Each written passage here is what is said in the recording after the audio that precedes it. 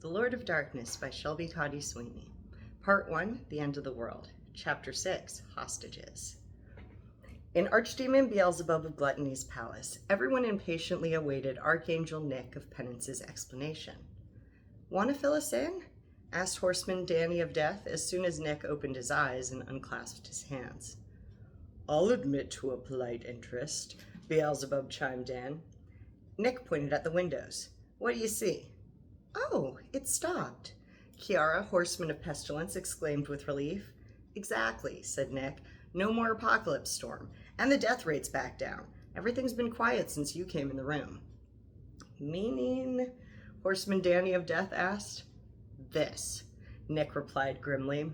He waved one hand towards Christopher and Beelzebub and one towards the surrounding palace. Simultaneously, handcuffs adjoined by 3 feet of chain bound the Horseman of Famine to the Archdemon of Gluttony, while an impenetrable semi-transparent force field descended around the palace walls, giving everything a faint lavender hue. Nick turned to the room and announced, "From now on, you're my hostages." Beelzebub let out a deep, booming laugh. No one else thought the devil was joking. The servants, to their credit, stoically behaved as if nothing untoward had happened. Nick explained, "You see, I got Gabriel's vote. Siding with humans is practically her job. Michael's against me, which means Zed and Jofi are too. Yesterday I assumed Uriel was pro-apocalypse, but he already surprised me once today, so who knows. Raphael tries to be neutral, so it's hard to tell, but I feel like he's going to stick with tradition. I sort of thought more of the archdemons would be on my side. Well, Mammon at least. Not everyone's as good a team player as Bubba here." "A decision I'm quickly regretting," Beelzebub interjected, frowning pointedly at the cuffs. "You're the problem," Nick accused the horseman. "I thought for sure you four'd be on my side. In fact, I relied on it. But Christopher's got to be pro-apocalypse, or he wouldn't have come here. And Merrick, we don't really talk, but I just assume you're siding with Armageddon. Even if Danny and Kiara are both anti-apocalypse, it's not going to be enough." "That doesn't explain why you imprisoned us," Merrick, Horseman of War, pointed out. "I'm getting to that," said Nick. "You're not just an omen, you're the key. Our system runs the apocalypse when it detects your collective powers on Earth. It's paused now, which means Beelzebub's gluttony powers are masking Christopher's famine powers." "That's a pretty big leap," Horseman Kiara of Pestilence commented. Nick shook his head. "It's not. I know what I'm talking about. Christopher's powers are weaker than Bubba's. They gotta be, because most Celestials can't safely contain as much divine power as Seraphim. If they're next to each other, gluttony wins out. You can see I'm right through these big-ass windows. The apocalypse is stalled as long as I control the key." "What about the vote?" Horseman Danny of Death reminded him. "I'm gonna lose if I can't persuade you four to side with me," Nick pointed out. "Your opening argument needs work," Horseman Kiara of Pestilence commented, indicating the force field. Beelzebub sighed. "Nick, there's no way you could possibly win with that reckless, idiotic strategy." "So?" Nick retorted. "So, what exactly are you trying to achieve here?" Beelzebub asked. "Time," Nick said, starting to pace. "I'm playing for time." Beelzebub scoffed. "For what? For the humans? You'll buy them what? An extra week? A decade? It most certainly isn't worth all this bother." "Look at their faces!" Nick shouted, pulling up a screen with a live feed of hopeful humans staring up at the suddenly cloudless sky. "Listen to their prayers. They're begging for more life." "Only because they lack faith," argued Beelzebub. "They wouldn't be nearly as afraid if they were convinced of heaven's existence. Soon they won't need to face death at all, and we won't need to keep secrets from them. You, of all people, should be on board with that." Nick averted his gaze and shrugged. "Oh, Nick," Beelzebub chuckled darkly. "You've been doing this job too long." Nick shook his head sadly. "Not long enough." After a silence, Beelzebub said, "Well, since you'll be staying here for some time, I expect you'll each be needing your own bedchambers. Jenkins will take your things. Speaking of which," he looked questioningly at Nick. "I included the horses' stables and a big field in the barrier," the devil assured him. "I'll stay in the same room as Christopher," Horseman Kiara of Pestilence decided firmly. Beelzebub glanced at Nick, who shrugged. Beelzebub sighed. If you must, a whole palace and 2 roommates. How extravagant. The chain is more of a construct than an actual chain, Nick explained. I can remove it if it's confusing. He waved his hand, and the chain between the cuffs vanished, although the cuffs themselves remained. You can move up to 10 yards away from each other. Archdemon Beelzebub of Gluttony nodded approvingly. That's much more agreeable. Horseman Kiara of Pestilence still had some questions for Nick. How long do you plan to trap us here? As long as possible. I feel like I was clear about that, Nick answered. Why are you doing this? To delay the apocalypse. Were you listening at all? No, I mean, why are you trying to delay the apocalypse? Kiara clarified. Nick blinked at her. What do you mean?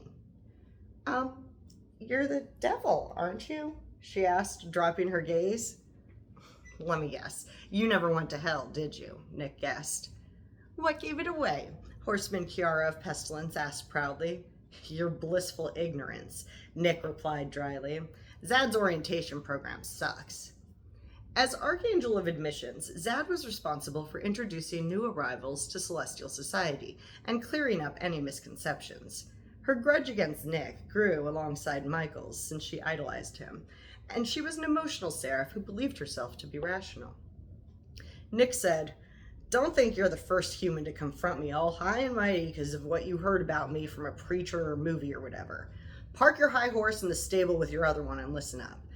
I'm the Archangel of Penance, which means I'm in charge of disciplining and rehabilitating the newly dead who don't go straight to heaven. I train them and guide them through penance until all the good they've done outweighs the evil.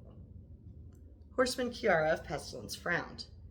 You run hell, but that's all? You didn't do all those things the Bible says you did? No, I did them, Nick replied coolly. Then how are you not the bad guy? Kiara wondered. Because God told me to do it, Nick retorted. Everything I did to humanity was on their orders. Go ahead, argue the ethics with me now. Really? Everything? Well, except one, Nick admitted. Huh, said Kiara thoughtfully. With more curiosity and less aggression, she asked, What's the one? I did my penance for it, Nick replied curtly. Now please excuse me, I got some scheming to do. Sometime later, there was a hesitant knock on Nick's door. Nick sighed. More questions? The door opened slowly, and Danny's head poked through. Oh, it's you, said Nick, relaxing. Come on in, what's up? Horseman Danny of Death closed the door behind herself and approached him uncertainly. How are you holding up? A stream of quickly concealed emotions flooded Nick's face. He opened and closed his mouth a few times before answering, I don't know what I'm doing, Danny. What else is new? She laughed, sitting in one of the many lavish chairs spaced distastefully around the room. For the record, I think it's brave. Nick smirked. You mispronounced stupid. No, really, Danny maintained. Fighting for what you believe in against all odds is hardcore. The devil nodded and fidgeted idly with one of the ornate vases. Finally letting the words spill out, Nick said, I love this world so much. Humans came so far to get here, and you're so awesome. What if you do all these amazing things because you live in this imperfect world? Like with Van Gogh, his exceptional capacity for emotion fueled his depression and his art. If he didn't suffer so much, he wouldn't have painted half his masterpieces at least. You ought to listen to his podcast about it. Danny replied noncommittally. Nick grimaced. Right. Horseman Danny of Death, like Vincent van Gogh, had committed suicide. This act added suffering to the world in her family and friends, but it also removed a lot of her suffering from the world. Still, the weight of the former was greater, so she went to hell and did a stint as a demon before getting into heaven. Nick had a soft spot for suicide victims, people who weren't built to withstand the horrors that life had in store for them and who'd lost all hope. Some of them simply had hearts too big and not enough love to fill them. Nick tried to restore the hope that life beat out of them, but as soon as they healed, the souls moved on to heaven and led pleasant afterlives without him. Except Danny, she stayed in touch. But you get what I'm saying? Nick asked. Oh, totally, Danny assured him. Most people have a great time on Earth, humans are great, etc. I just feel like there's more humanity can do here, Nick continued. More you can be if you had more time. Who knows? Maybe you'll become better than we are. Probably not. We won't know unless we try, Nick argued. But don't you get like 1,000 years to rule over Earth during the apocalypse? Danny, Horseman of Death, asked. Can't you try out your crazy ideas then? What's 1,000 years? It's that, Nick retorted, snapping his fingers. It's nothing. It's not nothing, Danny protested. You're right, he admitted, calming. It's not nothing. Humans can do a lot in a millennium, but then it's over. It's not over yet, Danny reminded him. Nick smiled. You're right. Maybe we'll think of a real plan while stalling for time.